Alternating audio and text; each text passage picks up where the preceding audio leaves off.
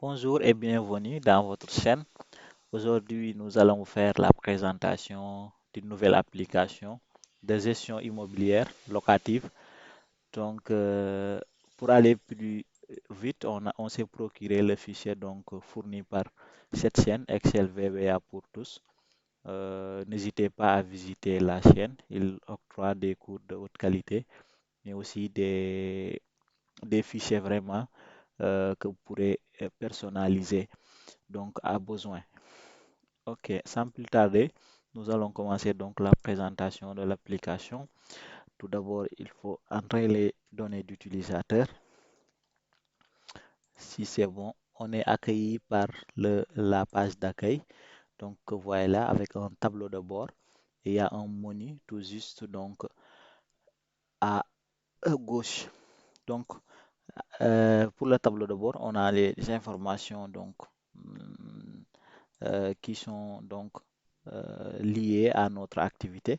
Donc, pour les propriétaires, on en a trois, les locataires trois, les maisons quatre, contrats cinq, les cautions encaissées, les dépenses, donc le loyer encaissé, les restes à recouvrer.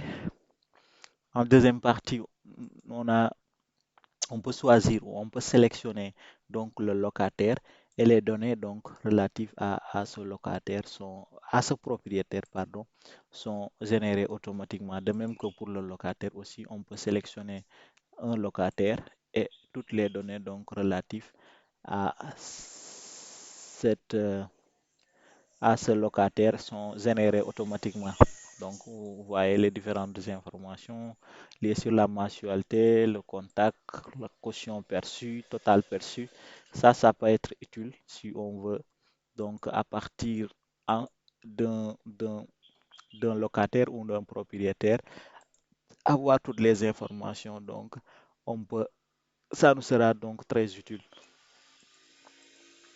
Ça, c'est pour la partie donc tableau de bord. Pour la partie propriétaire, donc on peut ajouter un propriétaire. Donc en cliquant sur le bouton ajouter et on remplit donc les champs du formulaire. Et après on appuie sur valider et celui-ci sera créé donc automatiquement et son nom sera ajouté en bas.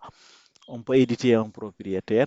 Donc pour cela on sélectionne d'abord le propriétaire. On peut le modifier ou le supprimer. On peut aussi imprimer donc la liste donc des propriétaires en cliquant sur le bouton imprimer. Donc un fichier PDF sera créé qu'on pourra imprimer facilement. Comme vous le voyez, voilà, c'est super. Donc ainsi de suite.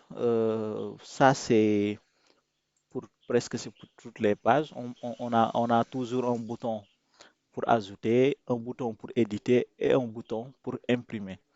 Donc pour les maisons, donc on a déjà un segment qui nous permet de filtrer assez rapidement.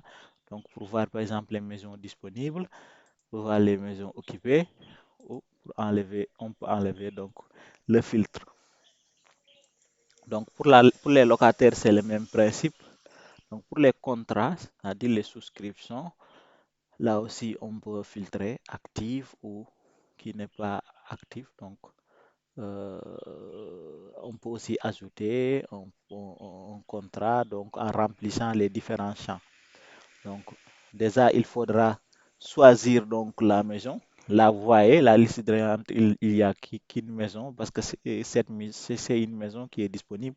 Les autres ont été déjà occupées. Donc ça c'est un filtre automatique pour les locataires. On peut choisir donc le locataire concerné. Mhm.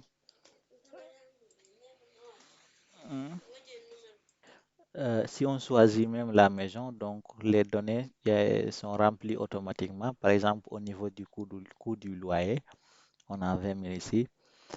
Si on met le montant, le nombre de mois de caution, vous voyez, les 40 000 sont générés automatiquement. Et là, pour les frais, on peut dire par exemple électricité. Et bon, montant des frais, on va dire 10 000 francs CFA.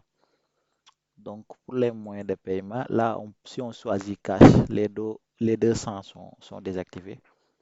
Si c'est virement, on a nom de banque, numéro ordre de virement. Si c'est chèque, on a nom banque et numéro chèque. Mais on va choisir cash pour aller plus rapidement. On valide.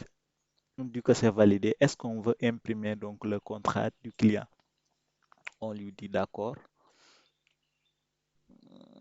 Normalement, un fichier, voilà, en PDF sera créé donc pour le contrat et on peut facilement donc imprimer le contrat. Donc, comme vous le voyez, c'est super. Bon, c'est le même principe aussi pour les règlements. On peut ajouter un règlement, on peut éditer un règlement et on peut imprimer. On peut aussi les filtrer selon le règlement soldé ou non soldé. Pour la partie caisse, déjà aussi après on pourra imprimer le reçu ou bien plus tard. Par exemple, ici on peut sélectionner le règlement et on dit d'imprimer le reçu. Si on valide, le reçu sera donc imprimé. Voilà, comme suit. C'est bon.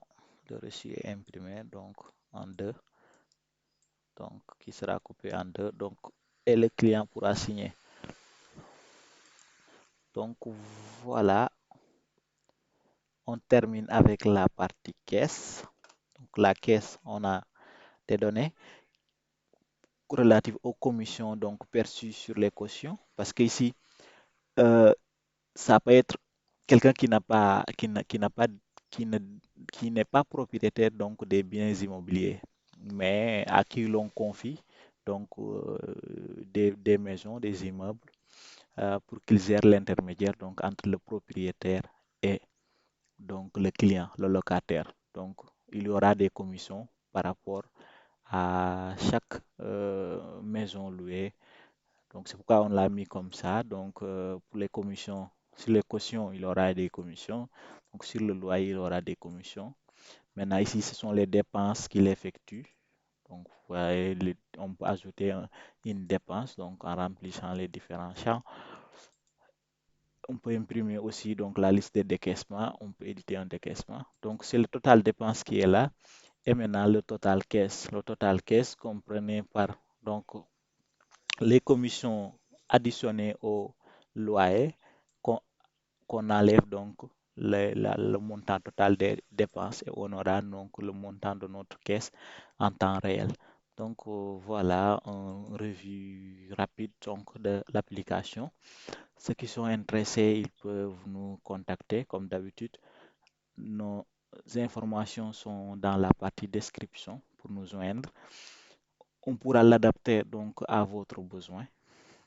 Nous vous remercions donc de votre aimable attention et serons ravis donc de collaborer avec vous donc pour cette application. Merci et à la prochaine fois.